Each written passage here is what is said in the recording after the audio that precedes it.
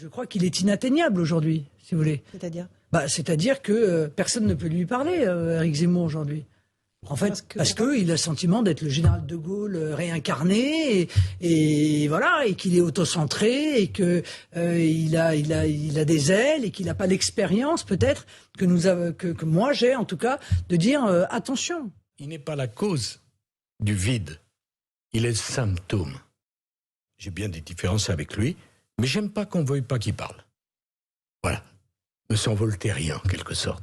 Je n'ai pas vos idées, mais je suis prêt à me battre pour que vous puissiez les défendre. Voilà ce que je pense. On peut se poser des questions sur sa capacité à représenter notre pays, à occuper les plus hautes fonctions. Apparemment, vous ne la posez pas, pour vous c'est non? Oui, moi je pense que dans un certain nombre de déclarations, dans un certain nombre de choses qu'on a vues, je veux dire, quand on est responsable politique, qu'on prétend être président de la République, on ne fait pas des doigts d'honneur aux Français. Voilà. Je veux dire, ça témoigne quand même de quelque chose. Il nous a vendu qu'il était le Trump français. C'est un Trump commandé sur Wish, comme on dit, cette plateforme de contrefaçon là qui vend des trucs qui fonctionnent pas, qui sont faux. Je veux dire, voilà, il y a un moment, ça permet quand même de se rappeler de ce que nous avons en face aujourd'hui. Zemmour est convaincu d'être le général de Gaulle, et je pense que ça ne vous aura pas échappé qu'il a un melon énorme et qu'à part lui, il n'aimait pas grand monde. Nous voyons arriver une sorte de télévangéliste comme M. Zemmour, dont finalement le seul programme, si on le résume, c'est les Arabes à la mer, parce qu'en fait c'est exactement ça. Son projet, c'est Arabes à la mer. Oui, c'est ça. Vous n'êtes pas dans la caricature, là, vous êtes dans le débat d'idées. Si je résume, c'est un peu ça. C'est-à-dire que quand vous proposez la nation ethnique pour la France, qui est une nation politique et civique, c'est-à-dire où vous vous mettez à décider en fonction non pas de ce que vous êtes, mais de ce que vous voulez faire.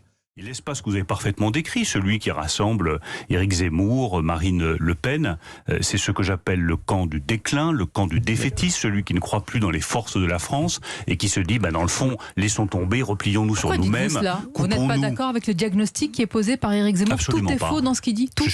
Je suis vraiment en opposition frontale avec le diagnostic qui est fait. Mais je pense justement que la méthode politique qui consiste à faire amalgame de tout cela, pour au bout du compte jouer sur les peurs des Français et expliquer aux Français qu'il y a aujourd'hui aucun avenir pour eux, que c'est fichu, qu'on ne va pas y arriver, que les problèmes sont trop importants et que la seule solution au problème migratoire que je viens d'indiquer, c'est de changer les prénoms des enfants français ou de renvoyer tout le monde chez soi, eh bien je ne suis d'accord ni avec le diagnostic, qui est exagéré, ni avec les solutions.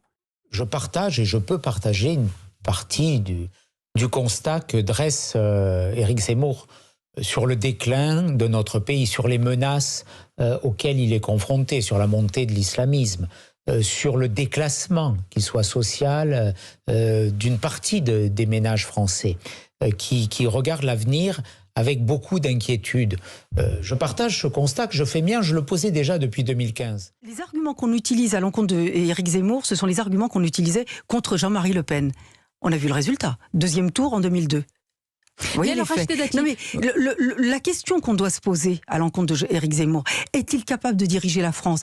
Est-il capable de rassembler les Français? A-t-il une équipe? A-t-il une vision? C'est pas parce qu'il fait des citations à chaque phrase, des citations de gens qu'on connaît ou qu'on ne connaît pas d'ailleurs, pour dire qu'il va être président. Donc on lui passe tout parce qu'il est cultivé. Éric Zemmour est maintenant dans des propos de plus en plus extrémistes lorsqu'il prend la parole. Là, sur les Afghans, vous avez quand même entendu... Pardon, attendez, vous avez entendu ce qu'a dit Éric Zemmour sur les Afghans. C'est-à-dire des gens qui sont persécutés par les talibans, qui ont travaillé pour l'armée française, et il dit on ne leur doit rien. On ne leur doit rien, on n'a pas besoin de les faire venir. Moi, ça me choque. Ça me choque profondément. Je pense qu'il y a là un manque d'humanité. Je ne suis même pas sûre qu'il le pense, mais je pense qu'il dit ça pour choquer le chaland, pour choquer le bourgeois, pour se radicaliser, pour montrer qu'il est plus à droite que Marine Le Pen. Voilà sa stratégie.